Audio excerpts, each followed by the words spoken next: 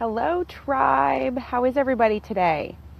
I hope you guys don't think I talk in circles, but I'm finding it really difficult to pick a topic of nutrition that doesn't kind of circle us back a little bit. So I'm going to dive into gut health today, and gut health is one of those things that well, I'm a total dork. I get super excited to talk about it because I think it's fascinating. There's so much about our gut that I never knew growing up, and that they're still discovering about our gut. So it's a good topic. There's lots of information. I'm not going to try to get to all of it today. I'm just going to try to give like a general overview of it. But we're going to dive into gut health. So we may talk about poo a little bit. You never know. That seems to come up quite a bit. Hi, Dustin. But if you have someone who you think needs to learn about gut health, you can share this video. You can invite them to be part of the tribe.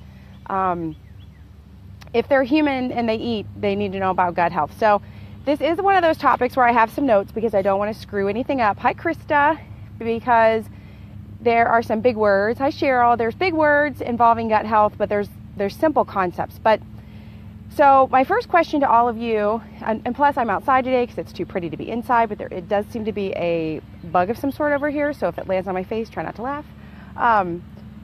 Without Googling and cheating, where do you think the majority of your immune system lies? You know, when you think about catching a cold, when you think about trying to fight a virus, chest congestion, you name it, a rash, whatever it is, I don't think that most people realize that the majority of your immune system, they know for sure 70%, but there's actually some research that debates up to 80% of your immune system lies in your gut. So a lot of times when people think gut health, they think of, you know, not going to the bathroom right, or maybe having an upset tummy, or they might even think of something like a food allergy, like in my case, like being lactose intolerant. That obviously affects my stomach. But anytime your stomach is affected, you're also affecting your immune system. So we're going to kind of circle around inflammation, which we talked about a couple of weeks ago. You're going to hear a little bit about that, but we're going to specifically dive into some things that are not good for your gut, what all your gut does, and how you can help your gut. So let me throw some, like I said, I have notes. I promise I'm not trying to look away from you. So some things that will affect your gut in a negative way: stress, which we've talked about; lack of sleep, which we've talked about; antibiotics. If anyone's ever taken an antibiotic that their belly didn't like, you know what I'm talking about. High sugar in your diet, that affects, hi Molly, that affects your gut. Low fiber, lack of exercise, and not getting enough fruits and vegetables. Those are just a few of the average things that people do on a day-to-day basis that affect their gut in a negative way. So let's talk about, it's windy.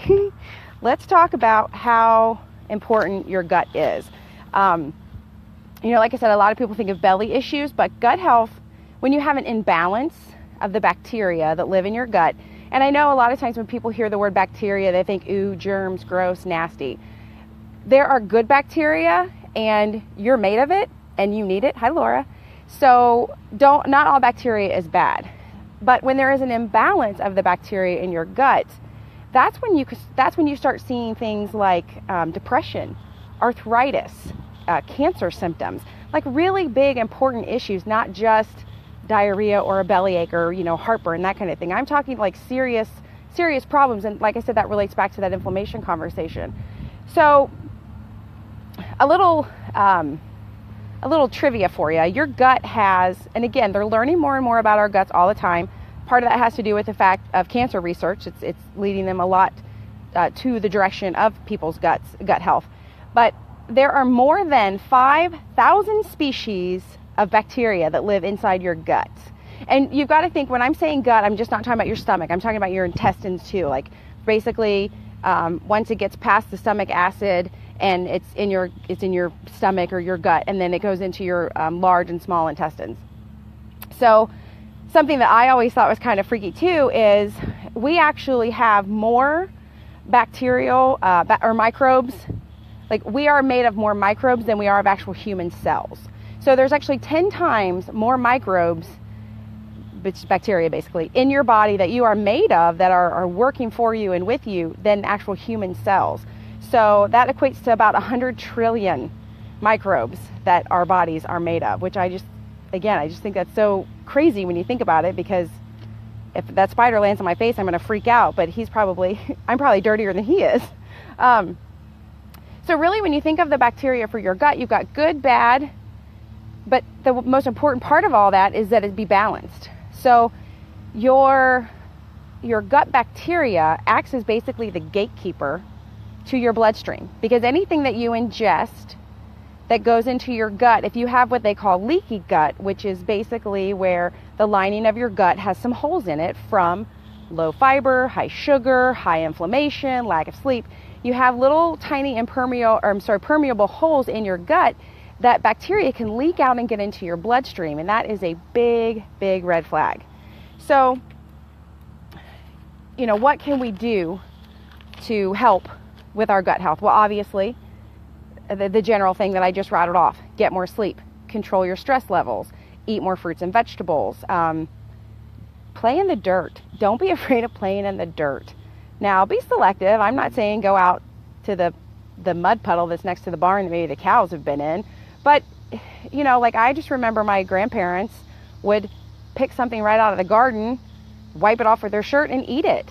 We don't get a lot of that unless you're growing your own fruits and vegetables. But case in point, I'm looking at my garden right now. I have raised beds that I have them in, so we've added all that dirt.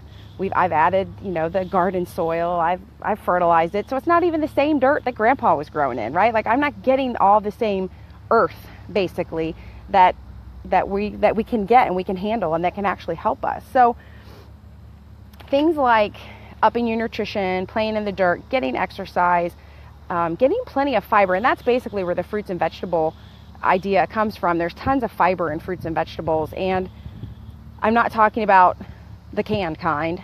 I mean like the real deal. So go to that really pretty section of the grocery store where it's all bright and colorful and start picking some stuff up. And play around with how you cook it. You can grill it, you can bake it, you can saute it. There's all kinds of different things you can do.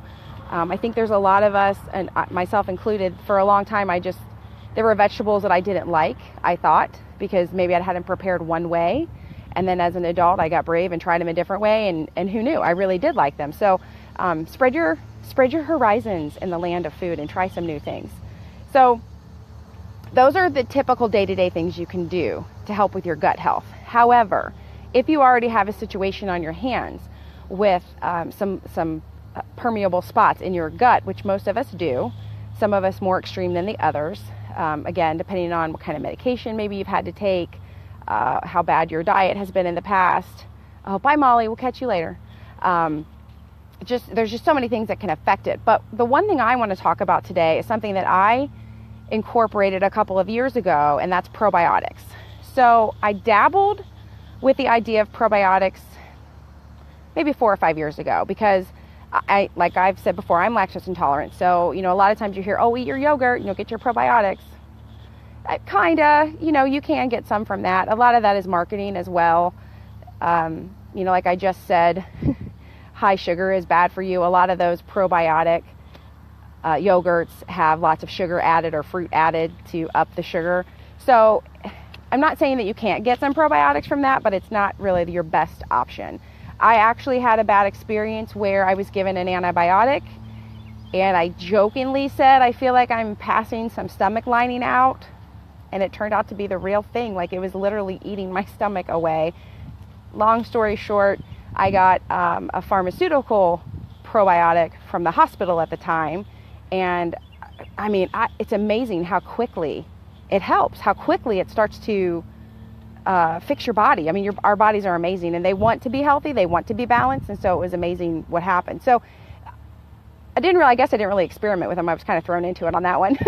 But after I recovered from that, I still didn't take something daily. But anyway, a little over a couple years ago, I started using a product, and it is a pharmaceutical grade probiotic. And so from that, I started really trying to do my research even more, because I have clients who deal with so many issues and family, and that's where I really started to dive in and discover how fascinating our gut health is. But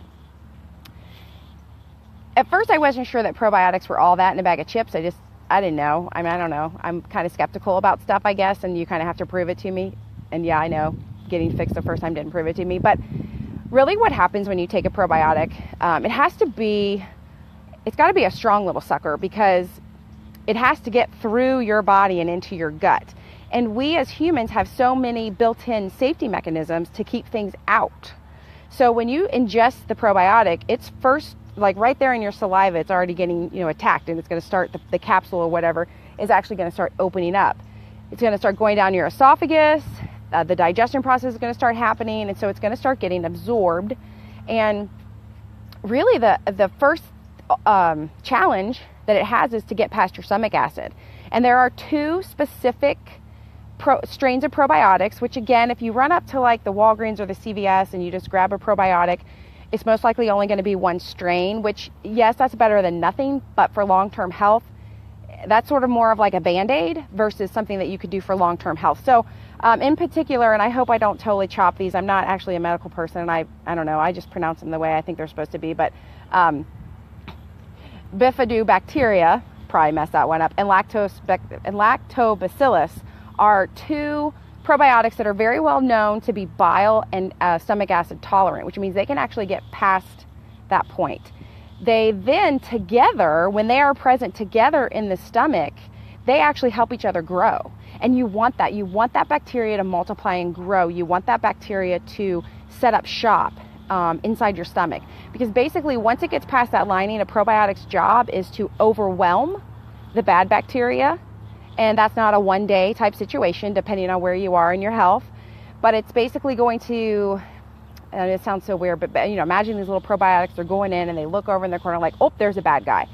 They basically go over, attack the bad guy, send him on his way, like pull him off of your stomach lining, send him on his way, and then they attach themselves to your stomach lining. They then become a barrier between your stomach lining and all of the things that can get into your body through digestion. So whether it be a parasite, a virus, I don't know, I'm all of a sudden drawing a blank, all the things we can get. But anyway, they protect you. They protect that from getting into your bloodstream. And that's where I referred to them earlier as the gatekeeper of your bloodstream. They actually coat the lining, and I don't know if coat is the right word, because they actually attach themselves to your stomach lining. Now,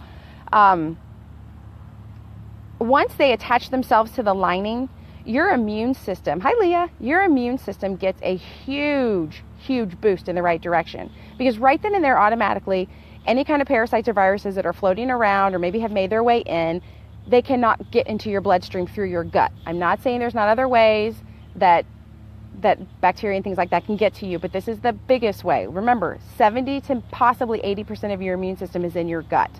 So this is a huge help to your entire body, your entire health, when you actually have the probiotics adhered to the wall.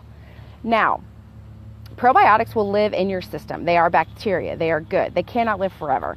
A good quality pharmaceutical grade bacteria can live inside your gut for up to a week, which is pretty impressive. Because, I mean, if you've ever seen the thing about, if you swallow a quarter or put it in stomach acid or you put a quarter in Coke and it eats itself away, but yet Coke can go through you. So we are, our bodies are amazing. And I know I've said that before, but I stand on that. So the fact that it can stay in there for up to a week and help you is amazing. Now, that doesn't mean you take probiotics one day and then wait 7 days and take them again. You have to know that they're itty bitty, they're microscopic, right? And your belly is not, at least mine is not microscopic. So it takes repetitive use of a good quality probiotic to actually build up that lining. And so I was referring to earlier when I started using a probiotic on a weekly basis 2 years ago. That first year that I was using that probiotic, I still caught a couple of colds here and there, but I can sit here today and tell you that second year, and for those of you that don't know, I am a personal trainer, which means I am all up in people's personal space. We get coughed on and sweated on and sneezed on. It's glamorous, it really is. But that second year, knock on wood, I didn't get sick at all, and nothing, no kind. And we had a hellacious year at the studio. We had, I mean, you name it, it was going around here in the Lebanon area, and it kind of cycled through all the parents, and then it cycled through the kids, and then it tried to come back and it was everything from stomach bugs to bronchitis type situations. And so I felt very, very blessed that we made it through. But I also knew that I was doing that step every day. I was taking the time to take that probiotic. It's super easy. You know, pop a pill, it takes 2 seconds. But you got to be careful. You got to make sure you're taking not just one strain, you need a variety of strains, because they do work together to build that gut lining and to help each other live. I didn't even know until a couple of years ago. I've always heard of probiotics. Well, there's also what they call prebiotics. They work in junction with the probiotics. The probiotics actually kind of live off of them, if you will, and that enables them to stay healthy longer inside your gut. And so basically, when you think of probiotics, don't think of yogurt, please. Now that we've had this conversation, think of a little army of bacteria that actually come inside your body, push out the bad, and coat, seal off, build a wall inside your gut to protect you from things passing in and out. And to me, on my day-to-day level, that was important to me because of just, you know, trying to stay healthy and not get sick. But long term, if I'm looking really far out there and I'm looking at things like depression, and I'm looking at things like arthritis, and I'm looking at things like inflammation in the body, which we've covered, that's really important. And so it's a small step up front, but it makes a huge deal in the end. So basically what I'm saying is probiotics is not, you don't just want to try it for a day or two or a week or two and then move on and be like, oh, I don't think anything's different, because it probably won't be. It's going to take time. And again, if you want to move out to the country someplace where the ground has never been touched and things are fabulous, and grow your own food and play in the dirt and actually eat some of that dirt, even better. I can't. I live here in town. I'm a city girl now. So let me check my notes, because I feel like I'm missing some things here. No, I don't know. Like I said, I'm a dork. I love talking about this stuff. But let me recap for you really quick. I have a little cheat sheet for that. So what all do probiotics do for you, right? They protect you. Oh, there's the word I was looking for, pathogens. They protect you from pathogens, which are bacteria, parasites, viruses, things like that. Oh, I'm ringing. Darn it. Okay, sorry. They protect you against toxins, infections. They protect your gut lining.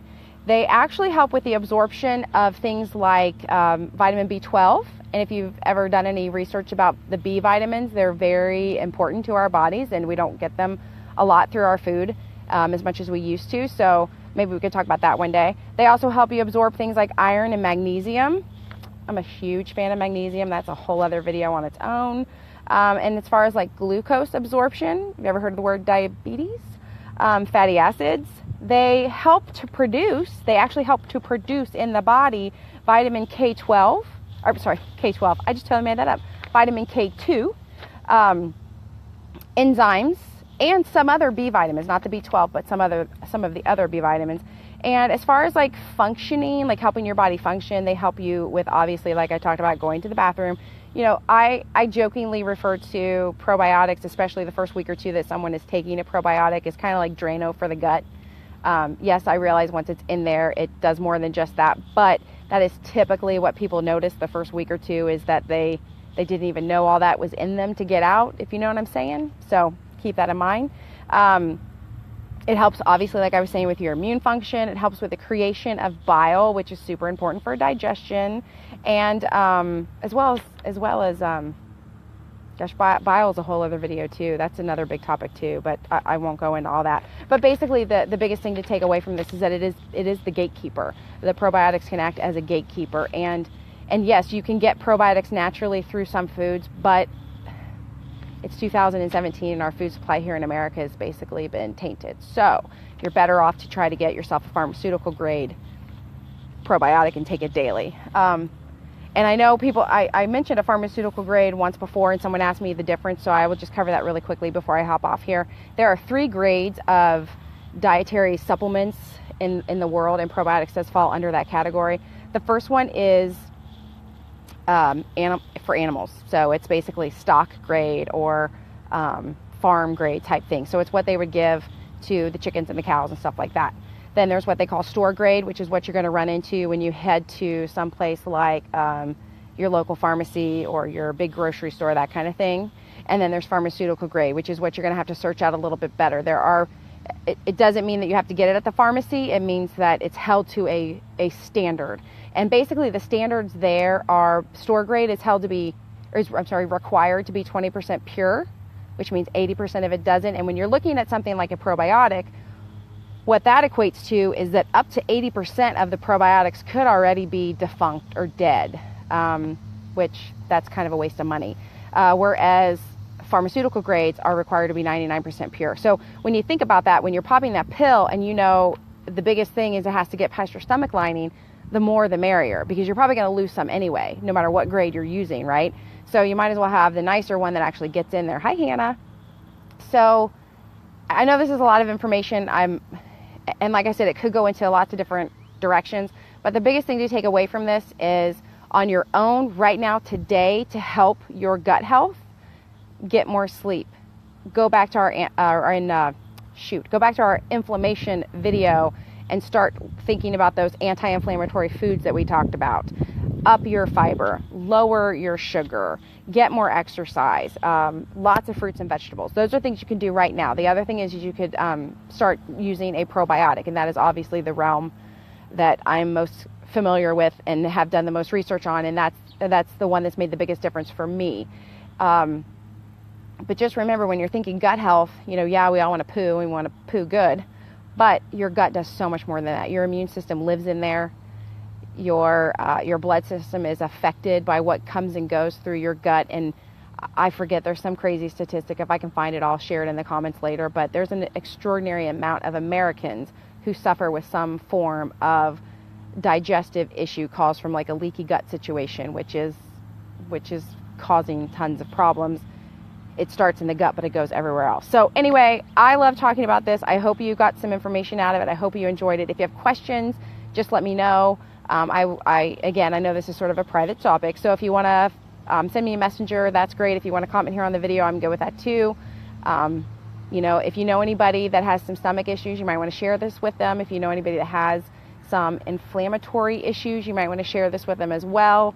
And I think that's it for today. So I hope you guys are going to, if you're not outside yet, I hope you get outside some today. It is absolutely beautiful, and I do not want summer to be over. So I will talk to you soon. Bye.